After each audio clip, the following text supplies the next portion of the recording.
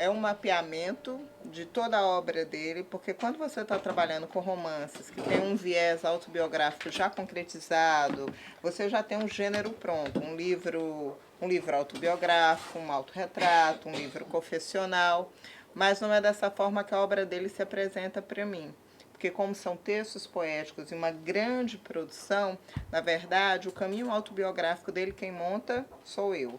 Então, no primeiro momento da pesquisa, foi identificar, da primeira à última obra dele, quais seriam os poemas que teriam esse traço mais memorialístico, que teriam um viés confessional, e a partir dessa seleção é que eu vou construir realmente assim, uma trilha. Vou construir de que maneira, operacionalmente, ele vai montando a sua, como é que é?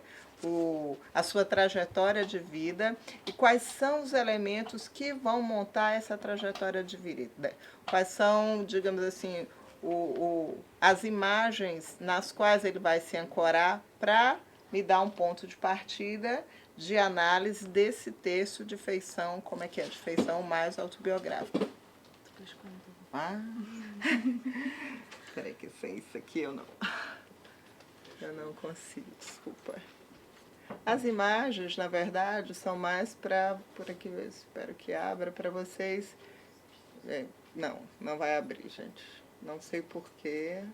Então deve ser algum outro tipo de arquivo, mas eu realmente trabalhei na minha casa o tempo inteiro com ele. É uma pena. É incompatível. É incompatível. Realmente era um arquivo que é do meu computador brasileiro, pode ser. É uma pena não ter trazido, mas não tem um problema. Eu vou até mostrando as imagens, porque elas fazem um pouco parte disso. O nome do trabalho se chama O Mar de Memória, né?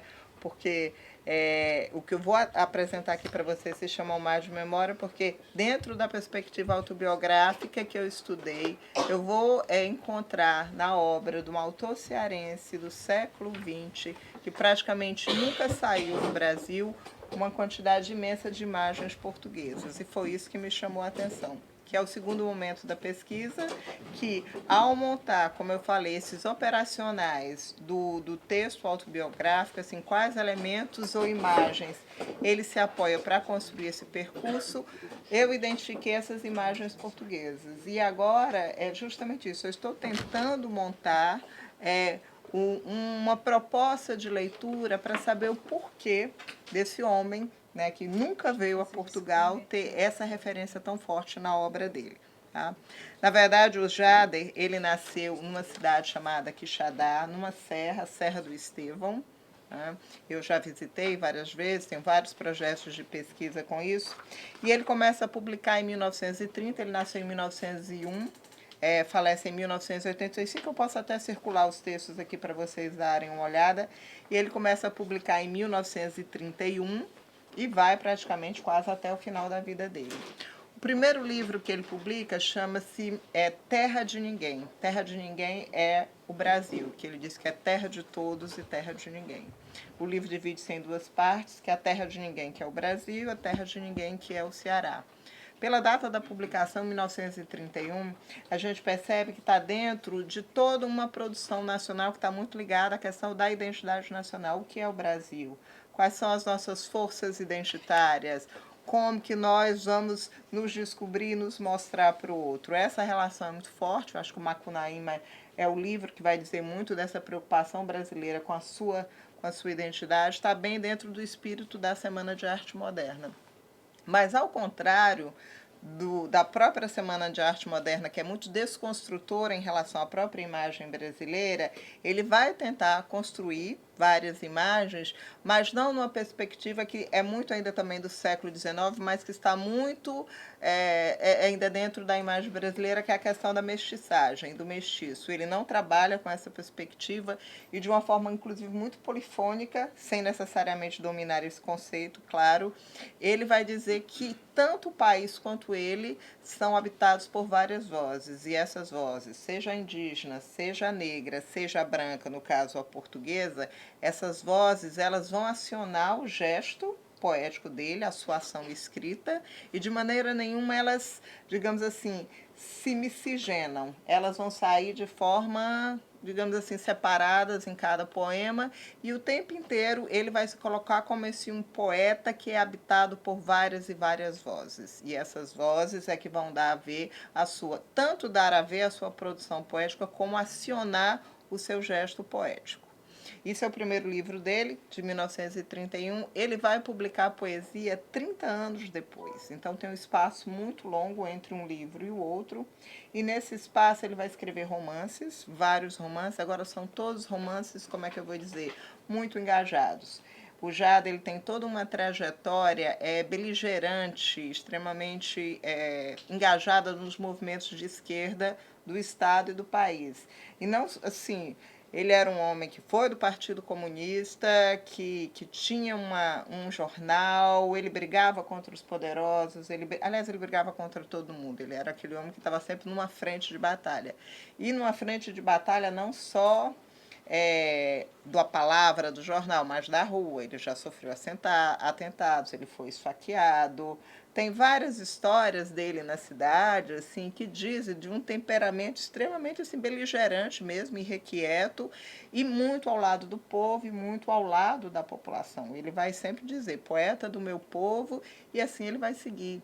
Tem várias histórias, assim, aliás, tem uma mitologia acerca dele muito forte. Ele tinha um jornal de esquerda, cuja imprensa era dentro da casa dele, e o filho do governador ameaçou entrar na casa e empastelar o jornal, que era a palavra que se usava, né? Ia lá tocar fogo em tudo. E aí ele liga para o governador, e ele era conhecido por ser assim, e diz, se o seu filho vier fazer isso no meu jornal, eu estou com 2 tambores de gasolina aqui e vou incendiar a sua casa. E ele realmente o faria, estava com os 2 tambores dentro do carro. E a grande contradição é que o governador liga para a polícia e pede para a polícia ir para o jornal defender o jornal do próprio filho que estava indo lá incendiar o jornal. Então, são as histórias que correm aí. Só que, infelizmente ou felizmente, não sei, há essa questão da experiência de vida, ela se encaminhar para a experiência literária. Ele tem alguns poemas engajados, alguns poemas em que ele denuncia os desmandos e tudo, mas não é o grande norte da sua poesia. Só que, por esse tipo de trajetória, ele vai ser conhecido como esse tipo de poeta, mesmo que ele não seja. A vida realmente se sobrepõe à obra, como a gente vai ter no Brasil, não sei se é estudado aqui, o Oswald de Andrade, que é um homem cuja vida realmente está muito mais, aliás, interfere tanto na obra que antes de ler a obra do Oswald de Andrade, a gente sabe até mais da vida dele. Então acontece isso, há um texto da professora Helena Carvalhão, daqui, que ela vai trabalhar justamente essa perspectiva na ficção e na poesia romântica de como que os modelos de vida propostos pelo romantismo se sobrepunham à própria produção literária dos românticos ou, quando não, comandavam essa produção. Havia um diálogo entre essas duas coisas. E o que eu vou colocar é justamente que a melhor obra dele, a feição, digamos assim, mais literária, mais trabalhada, não está nesse tipo de poema. Está no poema mais memorialista, que não é a feição mais trabalhada, justamente por essas experiências de vida encobriram, né, a sua produção. Então, eu só selecionei alguns trechos para vocês, para não ficar muito cansativo, quando ele diz, olha o passado, é dele que me vem todo o mel que se prova no meu verso. Então, quase toda a obra dele, mesmo nessa primeira, que é Terra de Ninguém, vai ter essa feição memorialista em que, tanto ele vai recuperar a sua história pessoal quanto a história do país. E é nessa fusão desses 2 sítios aqui, dessas 2 fontes criadoras, que ele vai trabalhar o seu texto. Essas imagens que estavam aqui, elas são de um artista alemão, teria as fontes todas aqui para vocês, que estariam no fundo, porque elas têm muito a ver com a perspectiva da memória, da infância de si. Ou seja, tinha um conjunto aqui para a gente, né, pra gente ver. Então, como esse homem que nasceu lá em Quixadá, ele vai dizer em um dos poemas, que é muito interessante a gente pensar, ele vai dizer, eu sou o sertão com a máscara da cidade, sertão longe de mim não existo. Eu não sei se vocês têm a dimensão do que significa o sertão para nós. Sim, não, não, né? O sertão seria um pouco o Alentejo de vocês aqui, né? Uma região mais seca, mais pobre, mais humilde. Eu não sei se o Alentejo tem todas essas características aqui, desculpa o desconhecimento, eu não sou daqui, mas assim, o que me chega até como estereótipo é isso. Então, o estereótipo que se tem. Então, uma boa parte da poesia é ligada a esse elemento mais telúrico, né, ao topos da terra. Esse homem que está ligado à terra, e essa terra, ela é geradora de uma poesia e ela é geradora de uma identidade. Boa parte dos livros vão ser construídos também em função dessa identidade, dessa geografia, ou seja, eu tenho uma geografia dentro de mim e essa geografia vai, como é que eu vou dizer, vai alavancar uma série de livros, uma série de posturas, sociais, culturais e poéticas também. Né? E aqui teria uma citação para eu discutir com vocês, que se diz que é justamente da professora Helena, que ela diz: de que formas herdamos e refazemos histórias de vida que são de outros, mas são também de nós, que continuam a ser usadas no interior da nossa produção discursiva como fatos simbólicos. É isso que eu estou dizendo. Como que ele vai se apropriar de algumas imagens, imagens locais ou não, e essas imagens fazem parte de uma determinada história, vão se transformar num símbolo, numa imagem da sua própria poesia. Claro que isso faz parte do próprio escrever, eu não escrevo a partir de nada. As imagens, elas fundam o texto e a partir dele eu vou elaborar, vou criar uma realidade a partir dessas imagens. Tá? Aqui passando aqui para vocês.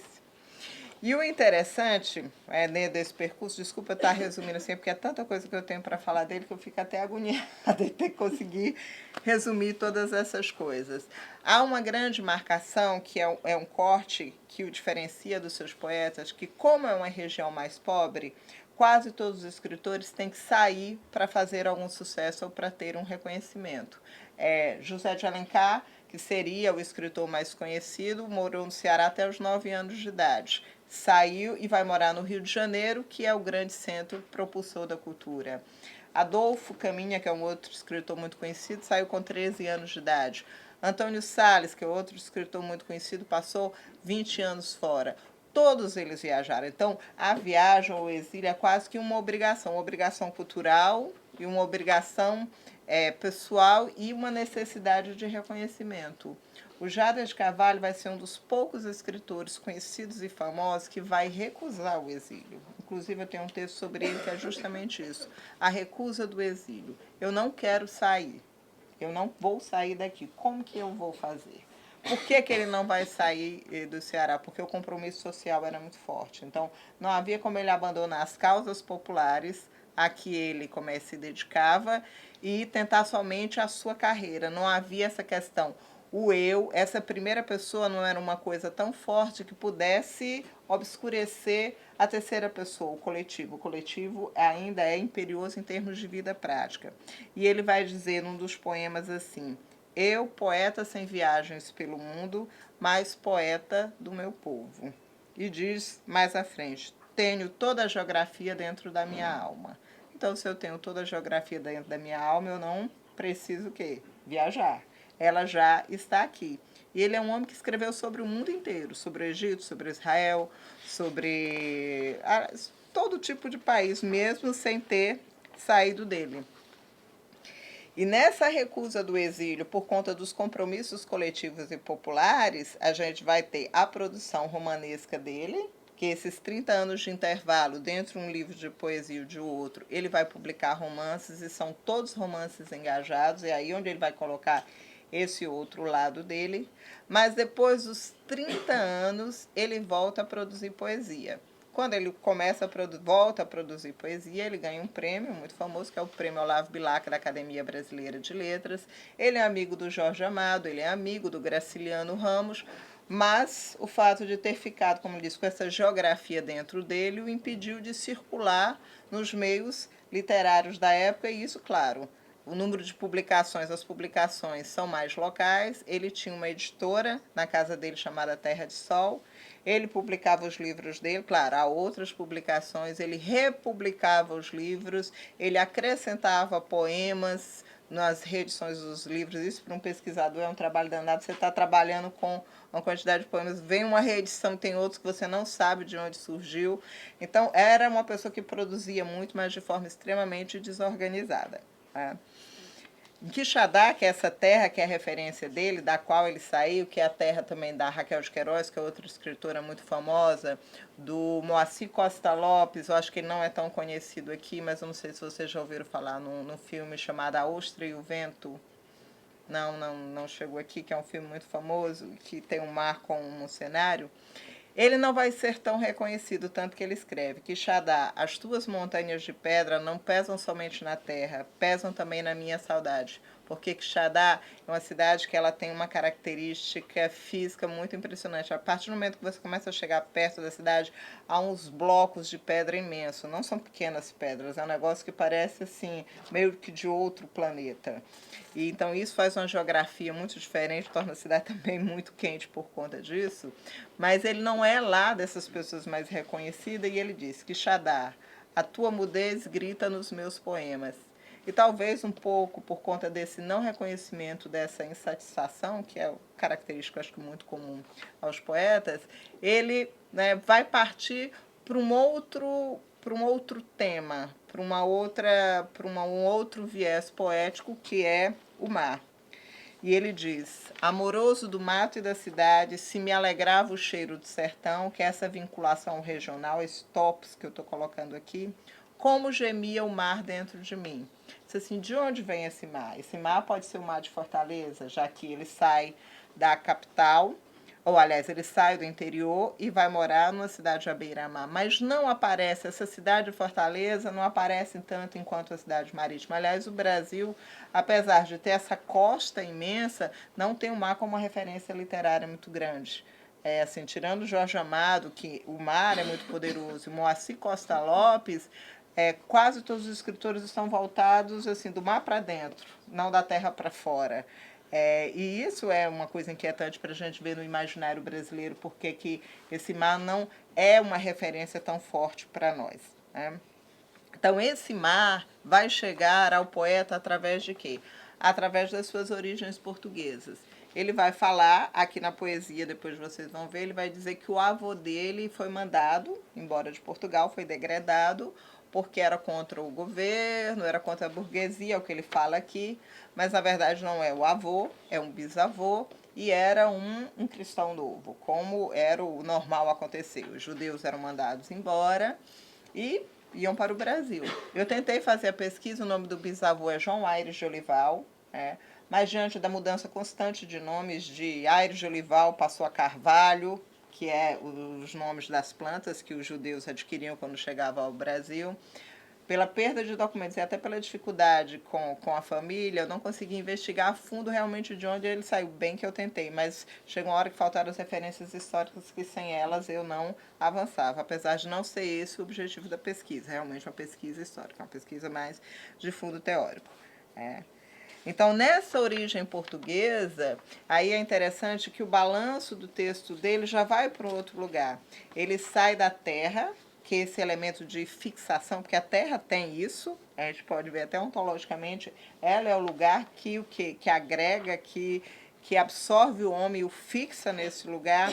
Ele vai migrar dessa terra, que é a sua identidade mais forte, para a água, para o rio, para o mar, para as navegações, e essas identidades que vão estar agora na obra do Jada de Carvalho, com certeza essas identidades não são essas, elas não vêm do nascimento, elas vêm de uma herança mais antiga, que é justamente do avô, e o mundo português, que ele nunca visitou, né? Ele nunca veio aqui, invade a obra dele como se ele aqui estivesse desejoso de várias imagens. E o que é mais interessante, que a gente vai ver aqui pouco no final, é que vai ser a grande identidade dele. Porque essa identidade que é coletiva, que é histórica, que data dos descobrimentos, da colonização, que é uma coisa muito maior, ele vai absorver de uma maneira extremamente individualizada, que é o que caracteriza a poesia, vai retirar boa parte de todos os entornos históricos dos descobrimentos, vai aproveitar os elementos operacionais mais íntimos e vai ser a identidade mais pessoal, mais única que ele vai ter, muito mais distante do que, aliás, muito mais forte do que a identidade coletiva que ele tem com a Terra. E ele diz num dos poemas aqui que chama-se Degradado. Nos dias de Sagres, dias com os maiores horizontes oceânicos de todos os tempos até os nossos dias, um meu longínquo avô, não é um avô, é um bisavô, pensava contra o rei e a burguesia, difícil as duas coisas, né? O rei e a burguesia, historicamente, ou uma coisa ou outras, dependendo do século, nascente em Lisboa, tudo bem que é nascente. Então foi mandado para o degredo no Brasil. Como ele tem esse avô, que segundo ele foi um insurrecto, ele vai dizer que essa tendência insurrecta dele também de brigar contra os poderosos não é uma característica só dele, uma característica que veio aqui desse avô, que na verdade o bisavô, que foi mandado embora não necessariamente por questões políticas, mas por questões raciais, de gênero, alguma coisa assim. E a partir daí, quando ele vai dizer desse avô, dessa origem, as imagens portuguesas vão aparecer em grande quantidade, e ele vai dialogar tanto com a tradição cultural, que é inevitável, porque a formação, por exemplo, nossa lá, vocês devem saber, no ensino médio é o secundário, é isso? Secundário aqui de vocês, liceu, nós estudamos literatura brasileira e portuguesa. Eu sempre tive que estudar.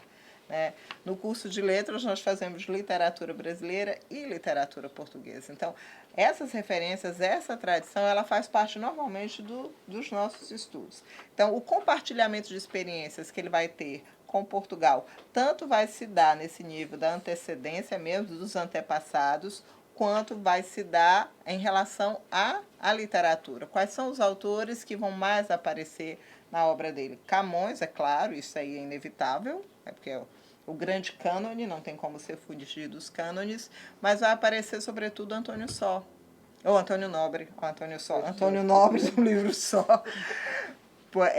Ele é muito lido no Brasil, é reverenciado o Só, o livro, e como o Jader de Carvalho, ao contrário da postura que ele tem no dia a dia, é um homem extremamente melancólico, solitário, e a sua poesia é muito triste, é nisso que vai ter a vinculação com o Antônio Nobre, que é a outra contradição que eu tento mostrar no projeto, como a experiência de vida, na verdade, o afasta de uma identidade real verdadeira que é muito melancólica. Os livros chamam Delírio da Solidão, Menino Só. É um homem extremamente amargurado com a solidão, já na velhice, uma infância, segundo ele, solitária, que não é necessariamente triste. A tristeza estava dentro dele, mas não era uma infância triste, que são duas coisas diferentes. Ele tinha essa tendência.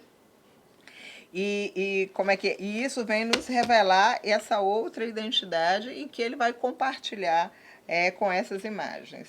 Eu selecionei aqui um outro poema que a ideia é justamente de quais experiências ele vai se valer, como é que ele vai juntar essas experiências para chegar a uma outra. E ele diz: com este açude eu bem me pareço. Eu não sei o que vocês sabem o que é um açude. Sabem o açude, né? Que é um lago que você faz, a gente faz muito lá por conta para vencer a seca. Com este açude eu bem me pareço, ele represa as águas e eu represo o velho rio de prantos e de queixas, onde a lua se espelha em noites brancas. Cismam as garças refletidas na água. Não há choucos, mas Antônio Nobre nos traz a solidão da sua vida. E poeta e açude, como temos frio. E é por aqui que ele vai começar a unir os dois povos, as duas literaturas, no sentido muito mais da solidão, da tristeza, da melancolia, de que o Antônio Nobre, vocês são mais sabedores do que eu, é um grande representante. E a questão teórica que eu me proponho é como que eu posso vincular esse autor a uma literatura de viagens se ele do Brasil não saiu, se ele do Ceará ele não saiu. Então, eu vou trabalhar um conceito de viagem que pressupõe um deslocamento que realmente não é um deslocamento espacial. É um deslocamento o quê? Imaginário, é um deslocamento temporal, mas ele não é um deslocamento efetivo. É um conceito que a gente diz de viagem imóvel.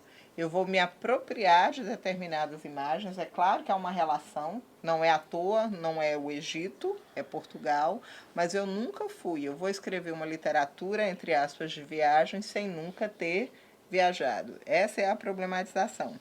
E é um conceito que está do Álvaro Manuel Machado, que é muito interessante. É a bibliografia, claro, teórica, que vai me subsidiar, é extremamente portuguesa, porque eu estou aqui para isso. O viajante.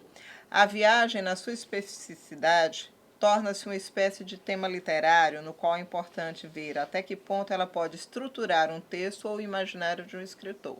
Então, a proposta é essa. A viagem ela vai estruturar o imaginário do Jader de Carvalho. Mas como que isso vai acontecer, né? O caso limite dessa metamorfose cultural é o da viagem imóvel.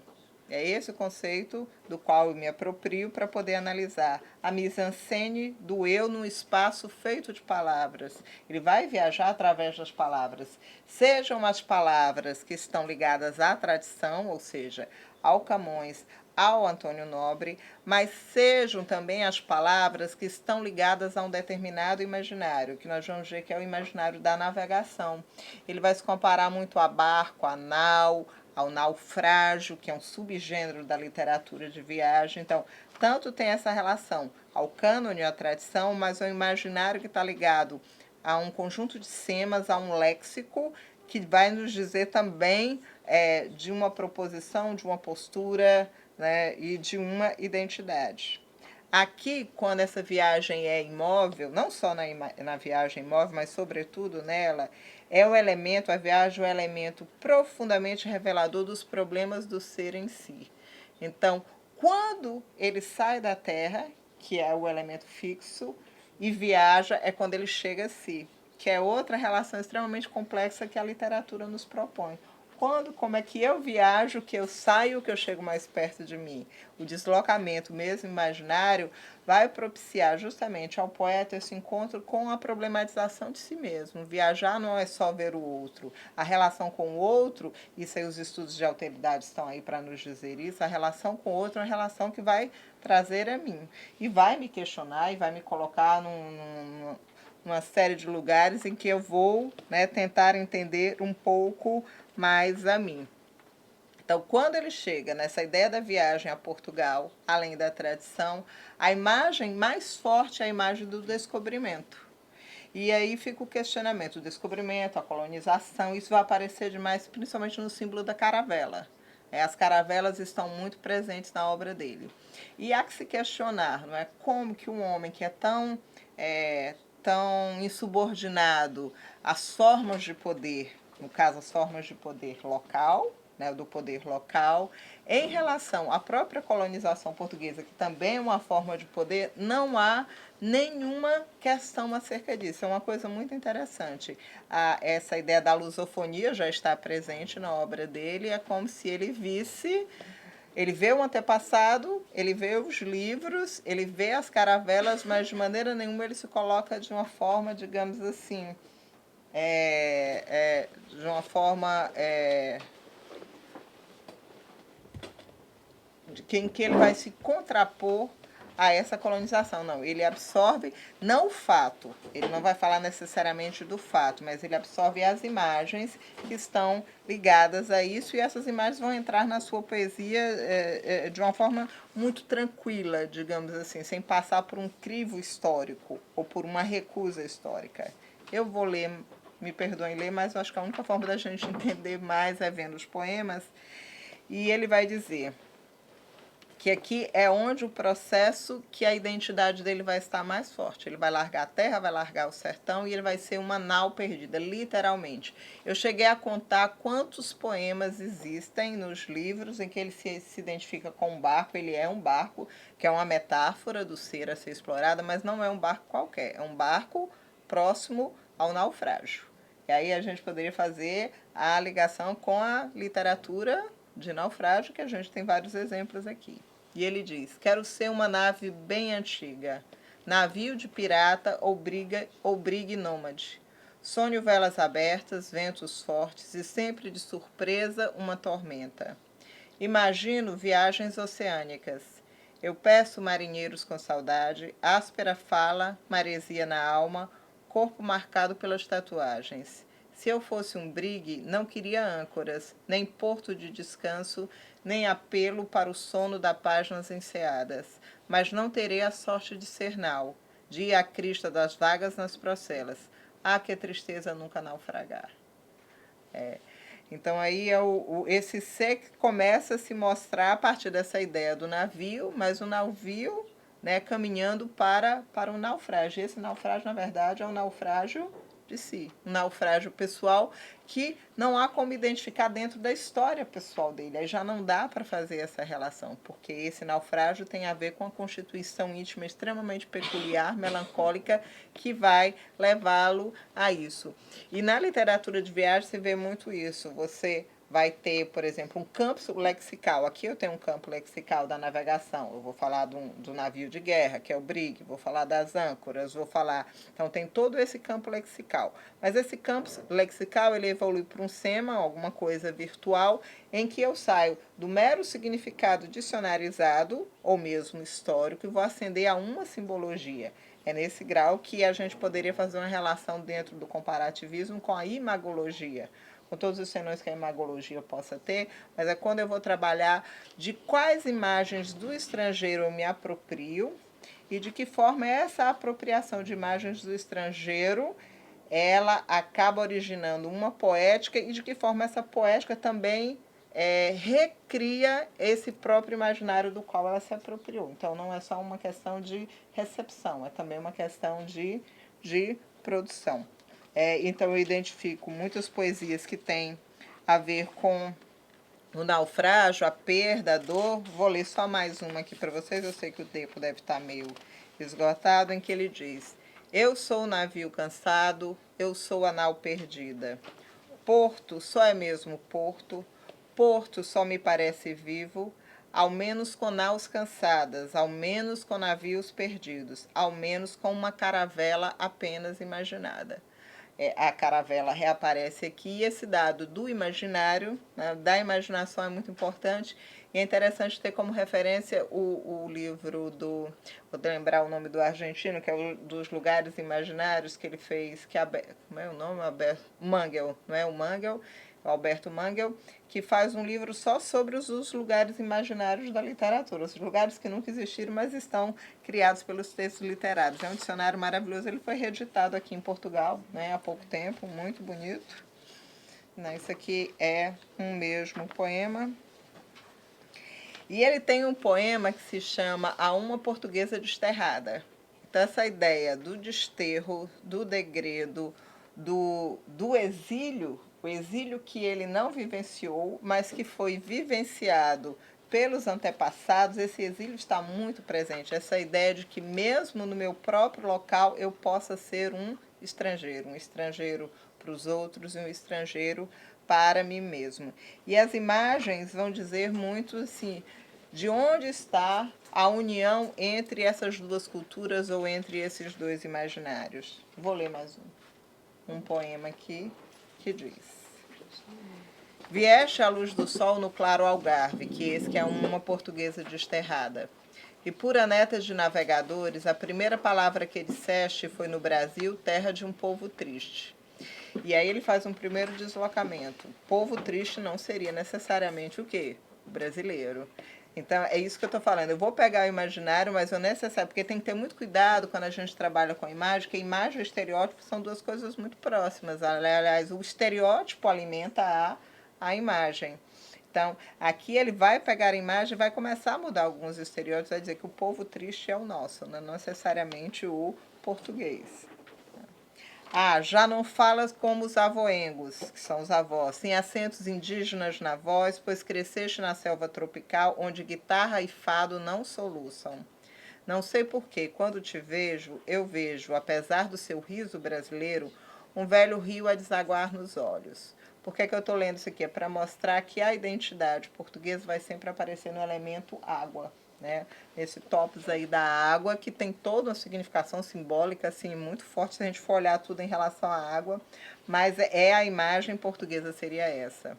Ouve, na foz do rio que imagino, lenços acenam, pandos de saudade, até que nau se sumam no horizonte. E aqui, além da fusão das geografias, a gente vai ver que, é claro, a poesia ela é propícia para isso, há uma fusão temporal.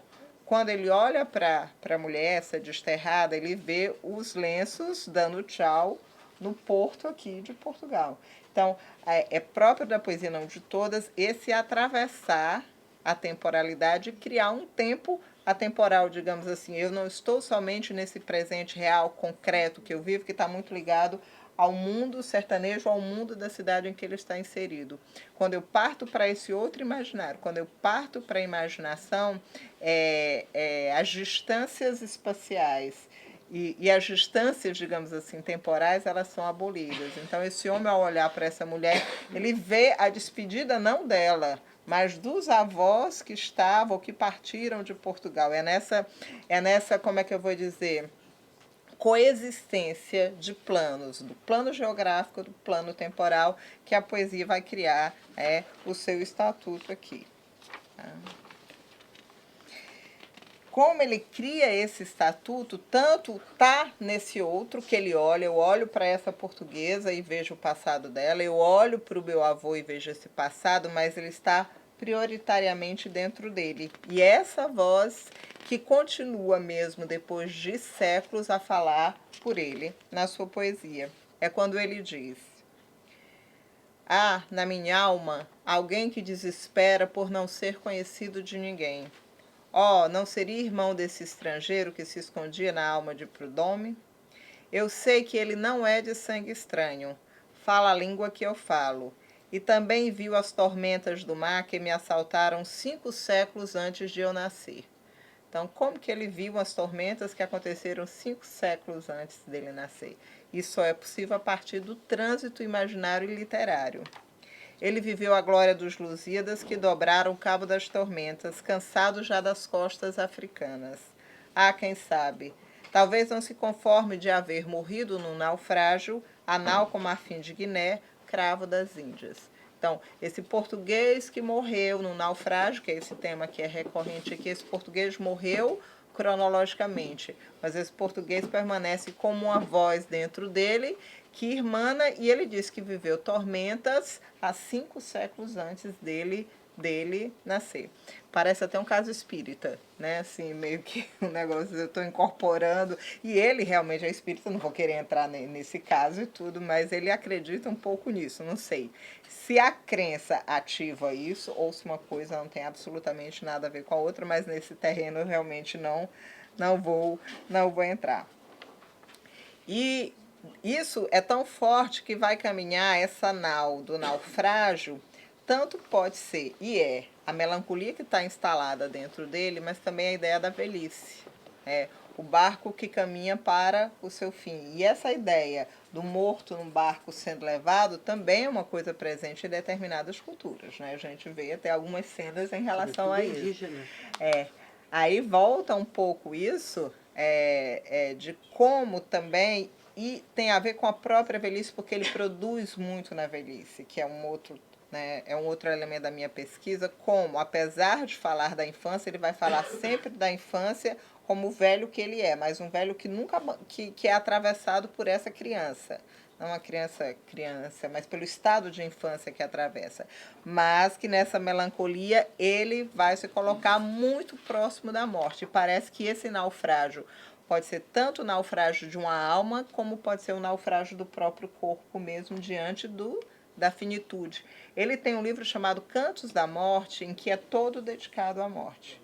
Ele vai dizer que começou a pensar nos mortos dele, nos pais, nos tios, nas pessoas todas que morreram, e em vez de escrever um poema para cada um, ele senta Em poucas horas ele escreve um livro que é A Morta, ou A Morte, que vai simbolizar todas as pessoas, e é um livro do princípio ao final, começa com um enterro e vai a todos os outros desdobramentos, a missa de sétimo dia, tudo isso é um verdadeiro ritual num único livro para todas as mortes que estão próximas dele. E a gente vai ver que o primeiro contato que a gente tem da morte, o Riquet trabalha muito isso, eu vou ter a ideia da finitude primeiramente com a morte do outro, e depois é que com a proximidade da minha. Tá? E ele diz: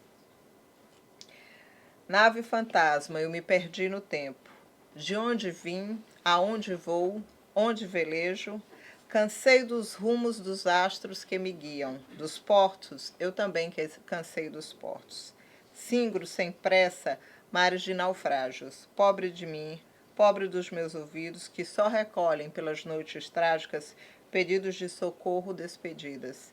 Minhas velas de antigas, por isso que eu falei da velhice, já se rendem. Todo cordão me apodreceu, de velho. As espumas que eu deixo já se apagam. Oh, se carrego almas de marinheiros, que porto espero para as minhas âncoras, com fantasmas a bordo, quem me quer? É um morto em vida, literalmente, um navio habitado por fantasmas, e isso tem a ver também com essa própria ligação com o imaginário estrangeiro, porque quando eu trabalho com imagens de um outro país, há o que é chamada palavras-chave, descobrimento, caravela, são essas palavras que na hora que eu olho para elas, eu consigo construir um campo semântico, né? Caravela, descobrimentos, Portugal, 1500, Brasil, tal, tal, eu já monto uma história. Mas há também as palavras fantasma, que são aquelas em que estão dentro desse campo semântico, mas elas não são tão datadas ou tão fixas assim. É a partir desse nível mais, digamos, virtual e fantasmático da linguagem que eu vou realmente criar um texto onde essas palavras vão tanto absorver o seu significado anterior, quanto vão criar o quê? Novos significados e vão dar a entender o estado do ser, que é ele ou no qual ele se encontra. Tá? Muito obrigada.